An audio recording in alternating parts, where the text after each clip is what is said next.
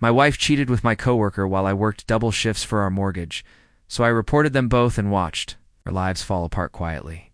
I'm a 33-year-old guy, and for the past 3 years, I've been working double shifts to keep our dream alive. When I close my eyes, I still see the unfinished walls of the house we bought together, the one I promised would be our forever home.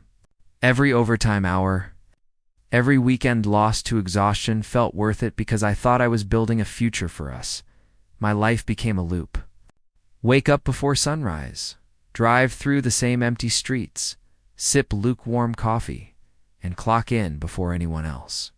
By the time I returned home, the lights were dim, the dinner cold. And Megan was usually scrolling through her phone or already in bed. She'd look up, give me a tired smile, and mumble, "You work too much. I barely see you anymore." "I'm doing this for us," I'd say, kissing her forehead. "Once the mortgage stabilizes, things will calm down." She'd nod, but there was always a flicker in her eyes, something between irritation and guilt. I mistook it for stress. She'd started working part-time at a local design studio, often complaining about how lonely she felt while I was gone. I told her to hang out with friends, take care of herself, maybe plan something fun for the weekends. I thought I was being understanding, supportive even. The truth is, I was too tired to notice what was really happening. I chalked up her late-night phone calls to clients and her sudden interest in dressing up to boosting confidence. I wanted to believe we were still on the same team. Every time I collapsed into bed beside her, I'd whisper, "We're almost there." She'd murmur something soft in return, but her voice no longer carried warmth. Still, I held on to faith, believing love meant sacrifice. I didn't know then that my sacrifices were already fueling someone else's comfort. It started subtlest small things that only made sense in hindsight. Megan began dressing differently. She swapped her old sweats for fitted jeans and makeup that looked too polished for a coffee with friends. I noticed, of course, but I didn't question it. I told myself she deserved to feel good, especially since I was barely home. Her phone became her shadow. She used to leave it lying around on the counter, face up, buzzing with harmless group chats. Now, it was always face down. If it vibrated, she'd glance at it quickly, smile faintly, then tuck it into her pocket like it was a secret she had to protect. At work, things were just as draining. I'd clock in at 7 a.m., dead on my feet from the night before, and Jason, my coworker, would saunter in with that smug grin. He was the kind of guy who laughed too loudly and flirted too easily. "Man, you're killing yourself," he joked one morning, slapping my back. "Hope your wife appreciates it." "She does," I said automatically, forcing a smile. "We're just going through a busy phase." He chuckled. "Yeah, busy." The way he said it lingered just enough to make me uncomfortable. At lunch, a few coworkers joked about how Jason had a type. Someone mentioned he'd been seen at a local cafe with a woman who looked familiar, but I was too focused on deadlines to care. My brain brushed it off, some coincidence, I told myself that night. I came home to find Megan asleep on the couch, phone clutched in her hand, the glow of unread messages lighting her face. For a split second, something twisted in my chest, a quiet warning, but I shook it off.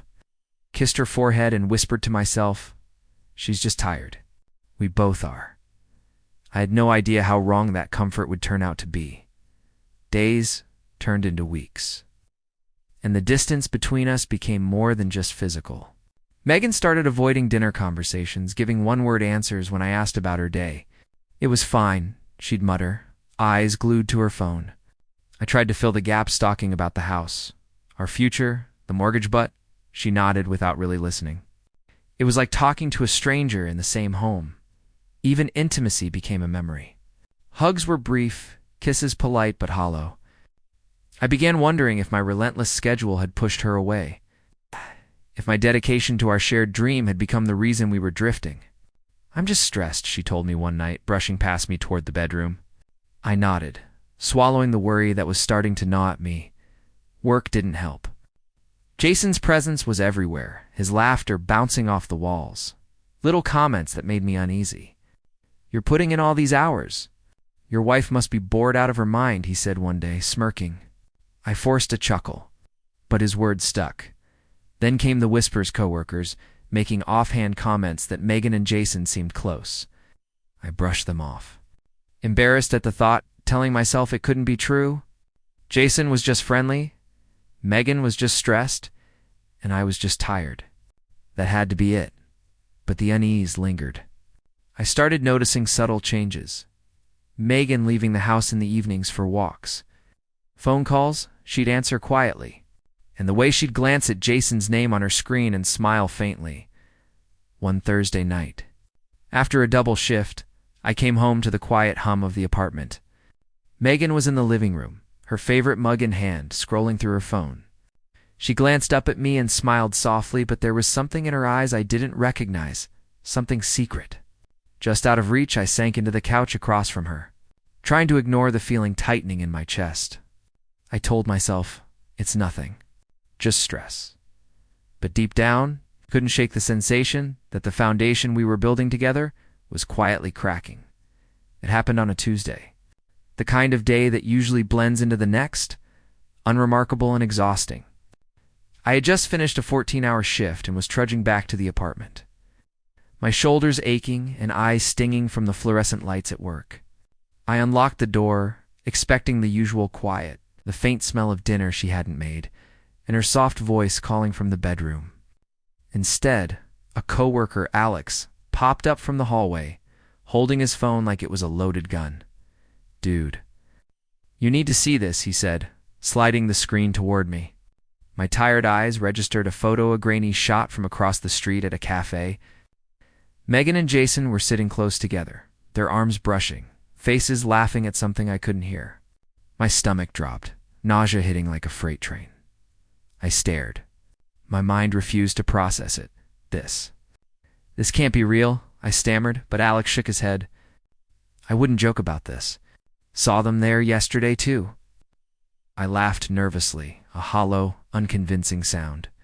"Maybe they're just friends," I whispered, more to convince myself than him. But the rationalizations didn't last. I could feel it, the weight of truth pressing down, suffocating. All those nights, I'd worked double shifts. All the weekends I sacrificed. It was funding their closeness, their laughter, their secret world. I confronted Jason the next day at work, trying to sound casual. "Hey, saw you at the cafe yesterday. Coffee with a friend?" Jason's smirk was sharp. "Maybe you should spend more time at home, man," he said, and walked away like it was nothing. That casual dismissal cut deeper than anything I could have imagined. When I got home that night, Megan was humming in the kitchen, her favorite playlist on, the smell of reheated pasta in the air. I kissed her cheek, forced a smile, and said nothing. But inside, everything had shifted. Something had broken. I didn't yell, I didn't cry. I just sat quietly on the couch, heart hammering, mind racing. And in that quiet, I realized if I wanted justice, I would have to act carefully. I tried to keep my routine normal, pretending nothing had changed, but inside, a storm was brewing. Every late night shift, every early morning, I felt that gnawing tension in my chest. Like my own body was warning me that life as I knew it was over. I couldn't ignore it anymore. I needed proof. I started small, noticing patterns, keeping my phone handy, making mental notes. Megan had a habit of helping a friend during my late shifts, always leaving with her coat, keys, and that same faint smile that now made my stomach twist. I wanted to confront her immediately, scream, throw the past 3 years back in her face, but I held back. I needed certainty. One night, after a grueling double shift, I returned home to find the apartment empty and her coat missing from the hook. I checked her phone locked. I checked the front door, locked from the inside. My pulse was pounding. I set up a small camera in the living room, the kind we'd joked about using for security, just to see if my suspicion was reality. Within days, my worst fears were confirmed. Megan would slip out late in the evening, and Jason would be waiting for her. They would sit together in her car, laughing, talking, touching, things I never wanted to imagine. The evidence was undeniable. Each clip, each timestamp, was like a hammer driving through my chest. I felt a wave of something I didn't recognize, rage mixed with sorrow, betrayal and disbelief. I had spent years carrying the weight of double shifts, late nights, and financial strain to secure our mortgage, and here she was laughing in secret while I sacrificed everything. I deleted every trace of my own suspicions from my phone, cleared my browser history, and walked through the apartment pretending nothing had changed. Megan came home later that night, tired, humming a song. Like our life hadn't just shattered, I kissed her forehead, whispered goodnight, and turned away, heart pounding with cold determination.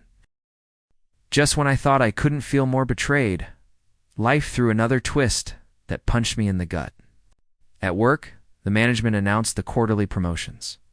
I sat quietly at my desk, exhausted, hoping maybe my extra hours, late nights, and constant dedication would finally be recognized. Instead, I heard the words that made my stomach drop. Jason. He had been promoted to team lead. A part of me wanted to laugh in disbelief, but another part burned with silent fury. He'd played the perfect game, charm the boss, hide the affair, and climb the ladder while I was burning myself out, working double shifts, paying for our mortgage, and trusting my wife. My jaw clenched as I watched him grin and shake hands with the higher dash-ups. Later, I cornered him, trying to remain calm. "Congrats, man. You've really earned it," he smirked. "Thanks. Guess all that overtime I didn't do watching your wife at the cafe finally paid off?" I froze. The words weren't literal, but the implication Jason knew more than I thought. The promotion wasn't just a career blow, it was personal. They had not only stolen moments behind my back, but now Jason had taken professional ground I had been working toward for years. That night, at home, Megan was oblivious, cooking dinner, humming softly. I set the table, poured wine, and smiled, but my mind was racing, plotting. If they thought they could build their lives on my sacrifices, they were sorely mistaken. For the first time, I allowed anger to fuel me. The heartbreak still stung, but now it was paired with clarity. I had proof, I had patience, and now I had a plan. From that point on, I stopped pretending. I moved through my days with a quiet, calculated purpose. Every interaction became data, every message a potential piece of evidence. I started documenting everything: timestamps, screenshots, receipts, little inconsistencies in their stories. Megan still smiled at me, unaware that I was collecting proof of both her infidelity and Jason's unethical behavior at work. I would come home late, exhausted, and see her laughing at her phone, the glow of the screen illuminating her face. For a moment, the old instinct to forgive flickered, but I swallowed it down. The betrayal ran too deep. The stakes were too high. I couldn't risk confronting her too soon, not when patience was my weapon. At work, quietly observed Jason, noting every breach, every misstep he thought went unnoticed. I collected whispers from coworkers who had glimpsed their closeness, filing away details like bricks for a wall I was building around them. I didn't confront anyone openly. I didn't want suspicion, and I certainly didn't want them aware that I was watching late nights. I'd sit in the living room, coffee in hand, laptop open, compiling everything methodically. The sound of Megan's playlist drifted from the bedroom, her humming mixing with the hum of the refrigerator, and I felt a strange calm. For the first time in weeks, I had control. I even rehearsed in my mind the moment I would finally act, envisioning their faces when the consequences hit, the silent power of evidence laying everything bare. I would not yell. I would not beg. I would simply let the truth speak. Then it hit me like a punch I couldn't dodge. I was scrolling through emails during a rare lunch break when a message from Megan flashed on my screen. It wasn't meant for MIT, it was meant for Jason. I can't wait until he finally pays off the house. Then it's just us. The room spun around me. Every late shift, every sleepless night, every sacrifice I made to keep us afloat, funding our dream, building a life we were supposed to share, had been financing their secret happiness. My chest tightened, the words echoing over and over like a drumbeat of betrayal. I couldn't breathe, couldn't focus, couldn't even blink without seeing the two of them together in every frame of my mind. I left my desk without saying a word, walked the city streets under the harsh midday sun, and tried to ground myself. The cold wind bit at my cheeks, but it didn't matter. Inside, I felt hollow. Every ounce of trust, every drop of love I'd poured into that marriage felt stolen. When I got home, the apartment was silent. Megan was in the kitchen, humming, pretending life was normal, and I stared at the walls, my hands trembling. The familiar smells of our home, the warm coffee, the faint scent of her shampoo felt like betrayal itself. I wanted to scream, throw everything to the floor, shatter the dishes I'd washed countless times. But instead, I sat on the couch, head in my hands, letting the grief and anger wash over me. The weight of 3 years of sacrifice crushed me, and for the first time, I felt powerless. Yet even in that emptiness, a spark of resolve ignited. They think they've won. They think I'm broken. After that night, I stopped reacting. I stopped pretending ignorance, but I also stopped confronting them outright.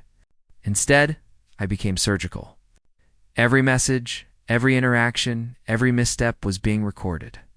I reported Jason to HR for ethical violations, relationships with coworkers, spouses, time theft, misuse of company resources, and backed it up with timestamps, screenshots, and witness statements I'd quietly gathered at the same time.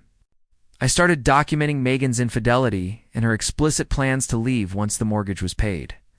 I didn't scream, I didn't cry, I didn't even make a scene at home. I simply moved through my days with calm, deliberate precision, gathering evidence while maintaining the illusion that life was normal. Megan, blissfully unaware, continued her routine cooking dinner. Humming in the living room, scrolling through her phone as if nothing had changed. She didn't notice the quiet tension in my gaze, the way my mind cataloged every action, every lie, every betrayal. She had built her secret world on my back, but I had built a quiet arsenal, one that would dismantle theirs piece by piece. Even Jason was oblivious. He continued with his office charm, his promotion, his casual smirks whenever the first passed by. The higher-ups were watching, and soon their judgment would follow the evidence I had meticulously compiled. Each night, I reviewed my files, organized timelines, and rehearsed the moment I would finally release the truth. I imagined the looks on their faces, Megan's confusion, Jason's shock without a single word of confrontation from me. The power was mine, and I felt an almost intoxicating calm. By the time they realized what was happening, it would be too late for apologies, too late for excuses. And I would watch quietly as their carefully constructed lives unraveled. The consequences started quietly, almost imperceptibly at first. HR called Jason in for a meeting I had anticipated for weeks. By the end of the day, he was suspended pending a full investigation.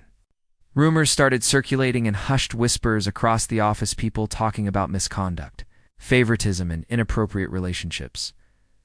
Jason's smirk vanished, replaced by confusion and thinly veiled panic. Megan's world began to crumble immediately after. One of Jason's acquaintances leaked screenshots of their conversations and her messages to the wrong group chat. Suddenly, she wasn't the carefree, oblivious wife I knew she was the subject of judgment, whispers, and quiet humiliation. Friends who had once called or texted daily stopped responding. Colleagues at her part-time job avoided her, whispering behind closed doors. I watched all of this unfold from a distance, never responding, never intervening. The apartment felt almost peaceful in comparison to the chaos I had engineered silently.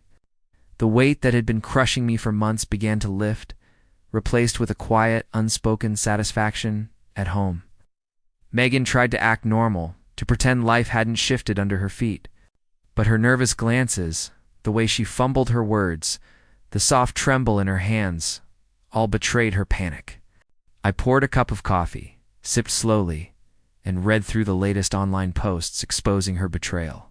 The humiliation was public, and she couldn't hide from it anymore. For the first time in months, I felt in control. I didn't need confrontation. I didn't need shouting. The quiet, patient work I had done over weeks was paying off, and the people who had hurt me the most were starting to crumble on their own, and as I watched, calm and composed, I knew the hardest part. The confrontation with Megan was still ahead. It all came to a head one evening. Megan showed up at my apartment, her eyes red, voice trembling, like she had rehearsed apologies for weeks. Please, I messed up. I didn't mean for any of this to happen, she whispered, wringing her hands. I looked at her silently, feeling the calm I hadn't felt in months. There was no rush to react, no need for anger. She had already destroyed herself. I know, I said quietly, my voice steady. I know everything. Her face went pale. Everything but... You can't look around, I interrupted, gesturing to the evidence neatly organized on the table. Your choices, Jason's lies. They've been laid out. HR, the board, Legal Live, taking care of it all.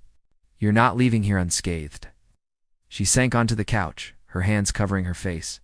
I didn't know you were watching, she muttered, voice breaking. I let her sit there for a moment, the weight of months of betrayal filling the room. Then I slid a folder across the table, divorce papers, finalized, signed, ready. This is the next step, I said. You made your choices. I'm done being part of your lies. Her lips quivered, eyes darting to mine, a mix of anger, shame, and desperation. You're ruining my life, she shouted, standing abruptly. You ruined it yourself, I said, calm but firm. I just waited until it was undeniable. She stormed out, slamming the door behind her, leaving me in silence. I exhaled slowly, the tension in my chest finally releasing. For the first time in years, I felt the weight lift, the constant ache of betrayal easing, and in that quiet I realized that revenge wasn't about shouting or humiliation. It was about precision, patience, and letting the truth speak for itself. Months passed, and life slowly returned to a steady rhythm, but it was a life I controlled, not one dictated by betrayal. I moved into a smaller apartment, closer to work, feeling lighter than I had in years. The mortgage was behind me, the late nights at double shifts a distant memory, and for the first time, I slept without the weight of deceit pressing on my chest. Jason's career imploded quietly, but irrevocably. HR's investigation led to his termination, his reputation shredded among colleagues who once laughed at his charm. Megan's friends had abandoned her. The leaked messages became social proof of her deceit, leaving her isolated and publicly humiliated. I never gloated, never called, simply observed, sipping my morning coffee while reading updates, feeling the quiet satisfaction of justice delivered without my hand visibly lifting. I would occasionally pass her on social media, her attempts to rebuild her life awkward and desperate. It didn't sting. It was merely a reminder of the life I had escaped. I realized something crucial. My value wasn't in fighting them openly. It was in reclaiming my own peace. Sometimes I'd catch myself smiling at small things and empty. Street at sunrise, a book on my nightstand, the way the sunlight fell across my kitchen counter. I had taken back control. It was more empowering than any confrontation could have been. I thought back to the years of sacrifice, the endless hours, the emotional toll. And now, in silence, I felt vindicated, not through revenge and anger, but through quiet, unwavering patience. They had underestimated me, and I had rebuilt a life they could never touch. I learned that love built on betrayal is never worth saving. Patience paired with truth can be the most devastating justice of all. And as I stood on my balcony, sipping my coffee and watching the city wake up, I finally felt free.